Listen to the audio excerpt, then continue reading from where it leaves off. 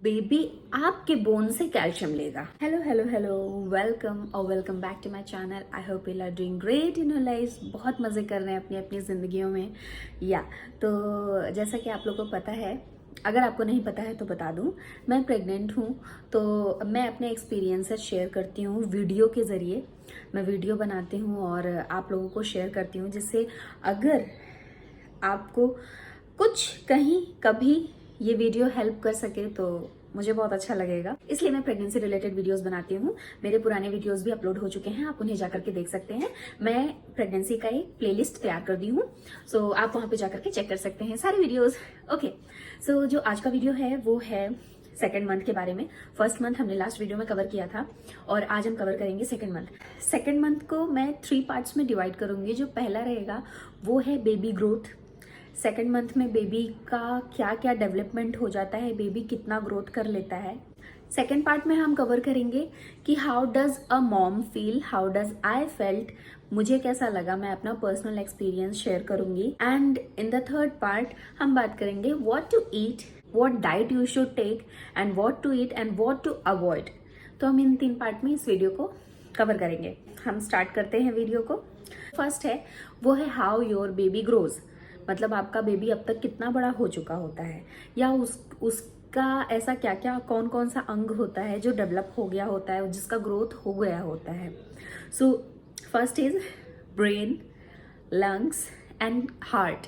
ये 3 चीज मेन होते हैं जो कि सेकेंड मंथ में आपकी बेबी का डेवलपमेंट हो जाता है। ब्रेन, हार्ट और लंग, ये जो तीनों होते हैं ये सेकेंड मंथ में फॉर्म हो रहे होते हैं।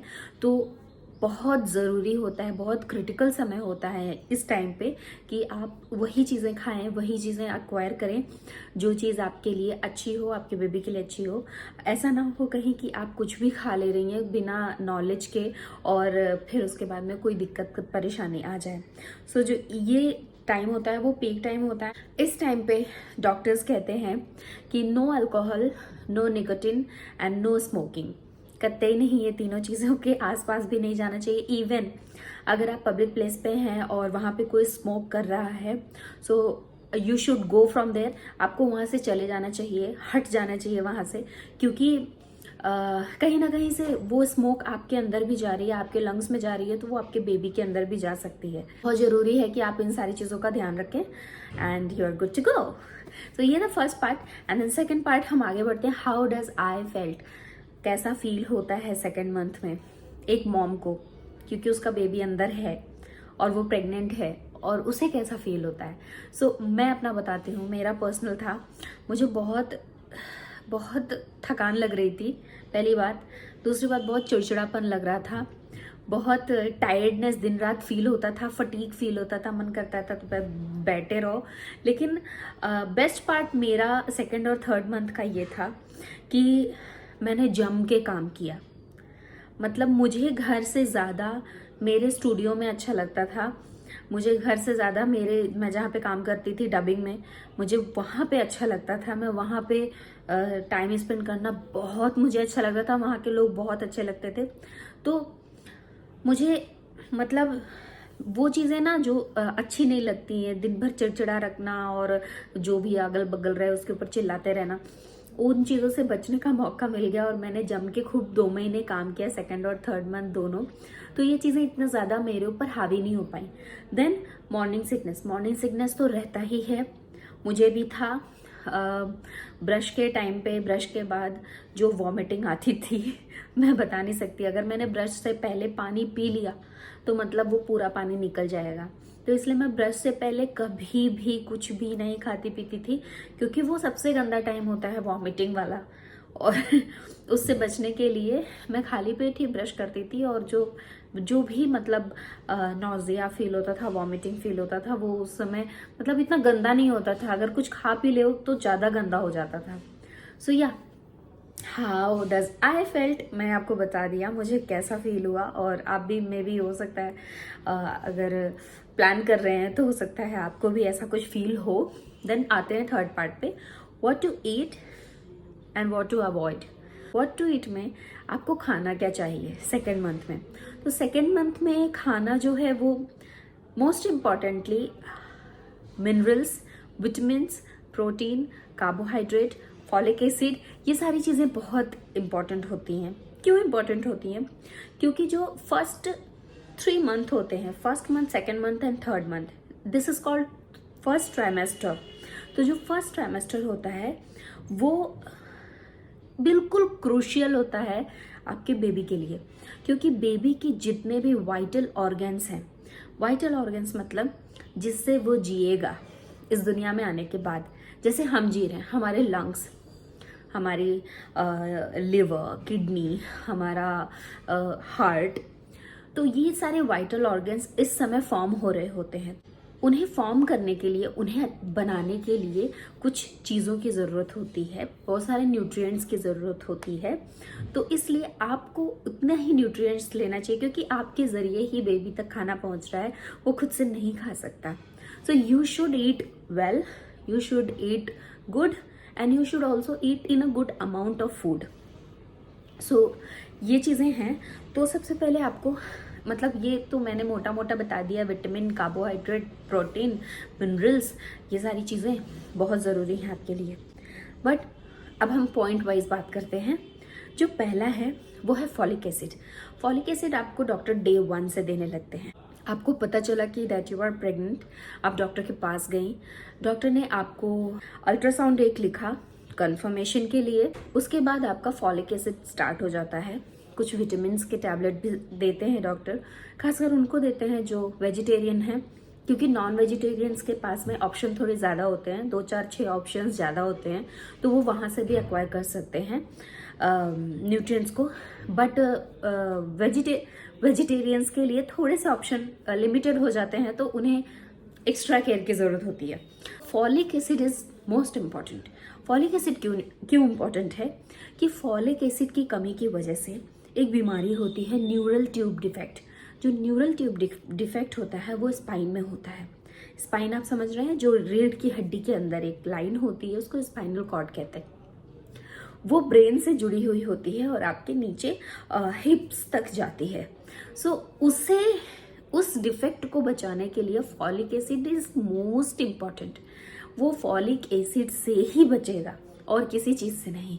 सो फॉलिक एसिड आपको ग्रीन लीफी वेजिटेबल्स में मिल सकते हैं, जैसे मेथी के पत्ते, पालक के पत्ते, ब्रोकली, जितनी भी हरी सब्जियां हैं, एग्स में, ड्राई फ्रूट्स में, तो इन सारी चीज़ों में फॉलिक एसिड होता है, जिसको ज़रूर कंजप्शन करना चाहिए। और डॉक्टर्स ये भी कहते हैं कि आपको आलमंड और वॉलनट, ये 2 ड्राई फ्रूट ऐसे होते हैं, 2 नट्स ऐसे होते हैं, जिसे आपको डे 1 से शुरू कर देना चाहिए। चाहे आप भिगो के खाओ, चाहे आप ऐसे ही यूं ही एवे ही खा जाओ, लेकिन खाओ। अब हम बढ़ते हैं सेकंड, आयरन। आयरन बहुत ज़रूरी है। आयरन क्यों ज़रूरी है पता है आपको? ब्लड फ्लो के लिए, हमारी बॉडी के ब्लड फ्लो के लिए, बेबी के बॉडी के ब्लड फ्लो के लिए, हमसे बेबी को ब्लड जा रहा है प्लेसेंटा के थ्रू। बेबी का ब्लड जो डीऑक्सीजनेटेड होता है वो हमारे अंदर आ रहा है। तो जो ब्लड का फ्लो है हम दोनों के बीच में, उसे मेंटेन करने के लिए आयरन की बहुत ज़रूरत है। और आयरन हमें कहाँ से मिलेगा? पालक से मिलेगा, ग्रीन लीफी वेजिटेबल्स से मिलेगा, नट से मिलेगा, ड्राई फ्रूट से मिलेगा। तो जब आप पालक बना रहे हैं तो आप लोहे की कढ़ाई में बनाना प्रेफर कीजिए, उससे वो और भी आयरन युक्त हो जाता है। तो वो ये था second, iron. Third is calcium. Calcium की ज़रूरत क्यों होती है? सबसे पहला जो इम्पोर्टेंट सवाल है वो है कैल्शियम की ज़रूरत क्यों होती है। आपको भी कैल्शियम की ज़रूरत है, प्लस बेबी को भी कैल्शियम की ज़रूरत है। क्यों ज़रूरत है? कम से कम एक दिन में 1000 मिलीग्राम कैल्शियम बहुत ज़रूरी है आपके लिए और आपके बेबी के लिए, है क्योंकि बेबी डेवलप कर रहा है। अब बेबी की हड्डियां बन रही हैं, तो बेबी को कैल्शियम चाहिए। कैल्शियम से ही हड्डी बनेगा, मिनरल से ही हड्डी बनेगा। तो जब उसके बोन्स डेवलप हो रहे हैं तो उसको एक्स्ट्रा कैल्शियम चाहिए। अगर आप टैबलेट्स नहीं लेंगे या फिर आप नेचुरल कैल्शियम कंजप्शन नहीं करेंगे, जो कैल्शियम रिच फूड्स होते हैं उनसे, तो बेबी आपके बोन से कैल्शियम, आप समझ रहे हैं, अगर आप एक्स्ट्रा कैल्शियम नहीं खा रहे हैं, नहीं पी रही हैं, तो वो बेबी जो आपका है वो आपके बोन्स से कैल्शियम लेना शुरू कर देगा, आपको कैल्शियम की कमी होगी। Then you will suffer from your back pain, your leg cramps, बहुत सारी चीज़ें एक साथ इकट्ठा हो जाती हैं जो कि हड्डियों द्वारा शुरू हो जाती हैं। तो क्या करना है, कैल्शियम एक्स्ट्रा लेना है। दूध दिन में 2 ग्लास पी लो चलते फिरते। अगर आप मेरी तरह वेट जल्दी गेन करती हैं तो भैंस का दूध मत पिएं, गाय का दूध पिए। वहाँ पे perfect amount of carbohydrate, perfect amount of sugar, perfect amount of calcium होता है, जिससे आपका मोटापा नहीं बढ़ेगा, साथ ही साथ में आपको जितना आपको कैल्शियम चाहिए वो मिल जाएगा। तो कैल्शियम के लिए दूध दिन में पी सकते हैं और घर में पनीर बना लें। घर का पनीर इज बेस्ट पनीर, बाहर के पनीर पे ज़्यादा भरोसा मत रखें। मेरी डॉक्टर ने भी मुझे कहा कि घर पे छेना बना के खाओ। Chhena in the sense paneer. Paneer आप ले सकते हैं, बहुत आयरन होता है पनीर में। कच्चा पनीर खा जाओ सलाद में डाल करके, बेस्ट है। सो ये थी कैल्शियम की बात। कैल्शियम आपको ग्रीन लीफी वेजिटेबल्स में भी मिलेगा, ब्रोकली में मिलेगा, जितने भी ग्रीन वेजिटेबल्स होते हैं उसमें भी कैल्शियम मिल जाएंगे। तो आप खूब खाओ पियो, मस्त रहो एकदम। देन हम बात करेंगे प्रोटीन की। प्रोटीन क्यों इम्पॉर्टेंट है? क्योंकि प्रोटीन से ही मिलके बेबी का ग्रोथ होगा, प्रोटीन से ही मिलके हमारा ग्रोथ होगा। जो हमारे मसल्स होते हैं वो प्रोटीन से ही बनते हैं।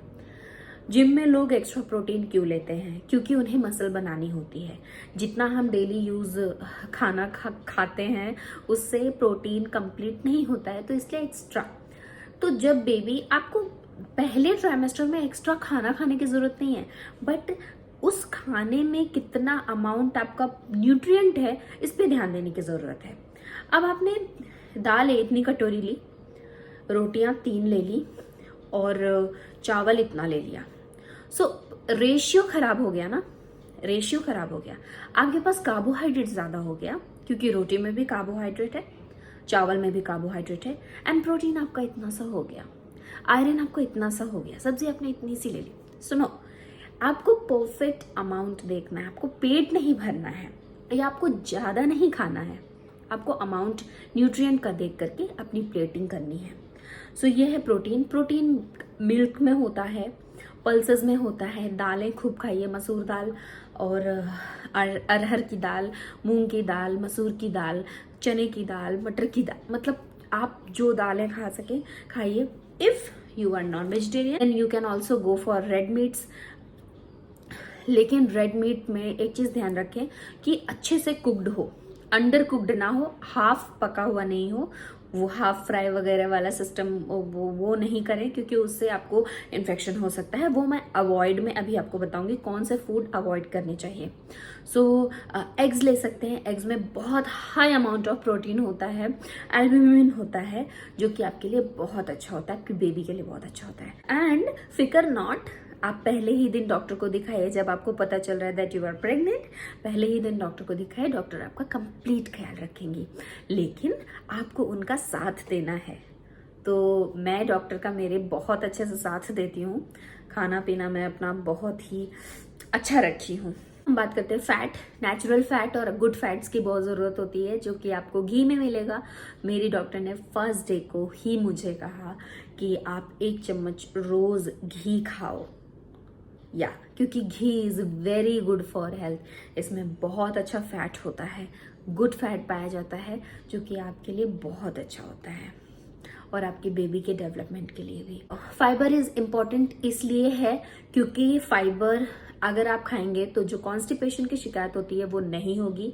और फाइबर आपको लेना ही चाहिए, क्योंकि आप इतना हैवी अमाउंट में बाकी सारे न्यूट्रिएंट्स ले रहे हैं, तो फाइबर बाकी सारे न्यूट्रिएंट्स को बैलेंस कर देगा, जिससे आपका मेटाबॉलिज्म अच्छा हो जाए। सो फाइबर के लिए आप बनाना ले सकते हैं, फ्रूट्स ले सकते हैं। फ्रूट्स में आप बेरीज ले सकते हैं, स्ट्रॉबेरी ले सकते हैं, एंड ऑरेंजेस ले सकते हैं। सिट्रस फ्रूट्स जो होते हैं वो बहुत गुड अमाउंट ऑफ फाइबर, उनके अंदर प्रचुर मात्रा में फाइबर होता है, तो आप उन्हें ज़रूर लें। और अगर आपको कॉन्स्टिपेशन की शिकायत है तो आप एप्पल कुछ दिनों के लिए अवॉइड कर सकते हैं, क्योंकि एप्पल से थोड़ा सा कॉन्स्टिपेशन आपका और ट्रिगर हो सकता है। सो ये थे क्या क्या खाना चाहिए सेकेंड मंथ ऑफ प्रेगनेंसी में। और अब हम बात कर रहे हैं क्या क्या अवॉइड करना चाहिए। फर्स्ट मंथ ऑफ प्रेगनेंसी में मैंने आपको बताया था पपाया, पाइनएप्पल, ये सारी चीज़ें नहीं खानी है, तो वो सेकेंड मंथ में भी थ्रू आउट द प्रेगनेंसी नहीं खानी है। कच्चा पपाया तो कतई नहीं। कुछ डॉक्टर्स कहते हैं कि आप पका पपाया खा सकते हैं जो एकदम पका घुला हो, बट क्यों रिस्क लेना, मत खाओ ना, चलेगा फिर भी। सो या मेरी जितनी नॉलेज है मैं सोचती हूँ आप तक पहुँच जाए, एंड आगे आपकी मर्जी। यस, सो क्या क्या अवॉइड करना चाहिए। मीट, जो मीट अंडर कुक्ड होता है, हाफ कुक्ड होता है, मैंने भी बताया था ना कि हाफ कुक्ड मीट तो कतई मत खाओ, क्योंकि वहाँ पे उसमें साल्मोनेला बैक्टीरिया होता है जो कि आपकी बेबी को इरिटेट कर सकता है, आपकी बेबी को इन्फेक्शन पहुँचा सकता है, एंड खुदा ना खास्ता मिसकैरेज भी हो सकता है। सो या मीट कच्चा बिल्कुल नहीं। सॉफ्ट चीज़, सॉफ्ट वाले जो चीज़ होते हैं वो भी नहीं, क्योंकि उसमें भी इकोले बैक्टीरिया होता है। अनपॉस्चराइज्ड मिल्क बिल्कुल नहीं, वहाँ से भी इन्फेक्शन हो सकता है। Alcohol, smoking, tobacco chewing, nicotine, इन सारी चीज़ों को बिल्कुल भी नहीं, क्योंकि ये नशीली पदार्थ है और आपकी जो प्लेसेंटा है, बंधन है आप दोनों के, बेबी के और आपके बीच की, तो यहाँ पे एक बैरियर होता है जो कि बुरी चीज़ों को रोकता है, जो बेबी तक ना पहुँचे। ये नेचुरल सिस्टम भगवान द्वारा बनाया गया है। सो लेकिन क्योंकि ये नशीली पदार्थ होती है और आप अपने बॉडी के अंदर ले रहे हैं, तो ये प्लेसेंटा के बैरियर को क्रॉस करके आपके बेबी तक पहुंच सकता है, and that is very very very bad for your baby. आपके लिए ही बैड है तो सोचो उतनी छोटी सी नन्ही सी जान के लिए तो कितना ही ज़्यादा गंदा होगा और उसको बहुत नुकसान पहुँच सकता है। सो अवॉइड दैट। एंड मेरा खत्म हुआ।